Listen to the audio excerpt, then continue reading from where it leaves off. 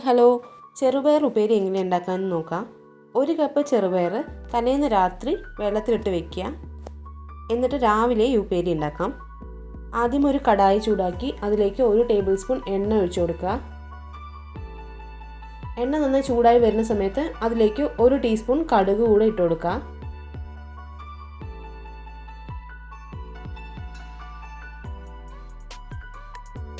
കടുക് നന്നായി പൊട്ടി വരുന്ന സമയത്ത് അതിലേക്ക് 1 വറ്റൽ മുളക് ഞാൻ ഇട്ട് കൊടുക്കുന്നുണ്ട്.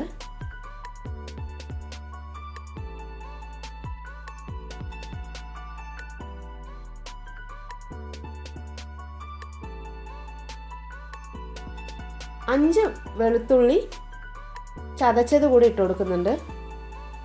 നന്നായിട്ട് ഒന്ന് ഇളക്കി കൊടുക്കുക. കറിവേപ്പില ഇട്ട് കൊടുക്കുക.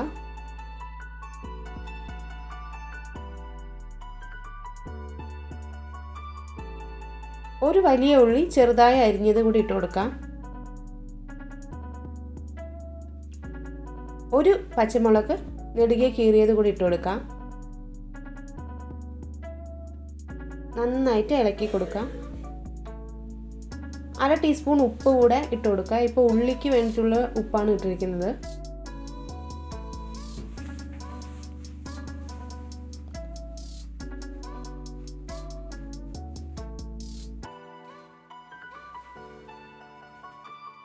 ഇനി ഇതിലേക്ക് 1/2 ടീസ്പൂൺ മഞ്ഞൾപ്പൊടി, 1/2 ടീസ്പൂൺ മല്ലിപ്പൊടി, 1 ടീസ്പൂൺ മുളക് പൊടി, ഇതെല്ലാം ഇട്ടിട്ട് നന്നായിട്ട് ഇതിൻ്റെ പച്ചമണം പോകുന്നത് വരെ ഇളക്കി കൊടുക്കുക. അപ്പോഴേക്കും ഉള്ളിയും തന്നെ നന്നായിട്ട് വഴണ്ട് വന്നിട്ടുണ്ടാവും.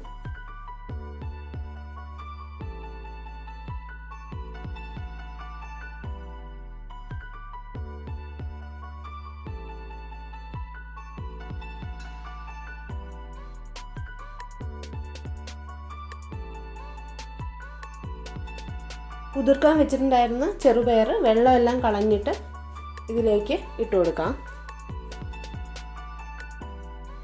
1/4 കപ്പ് വെള്ളം കൂടെ ഒഴിച്ചു കൊടുക്കുക. എന്നിട്ട് നന്നായിട്ടൊന്ന് മിക്സ് ചെയ്ത് കൊടുക്കുക.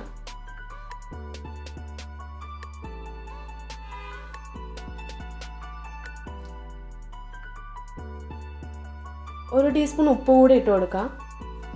ഉപ്പ് നിങ്ങളുടെ ഇഷ്ടത്തിന് കൂട്ടുകയോ കുറയ്ക്കുകയോ ചെയ്യാം. ഉപ്പ് കൂടെ നന്നായിട്ടൊന്ന് മിക്സ് ചെയ്ത് കൊടുക്കുക.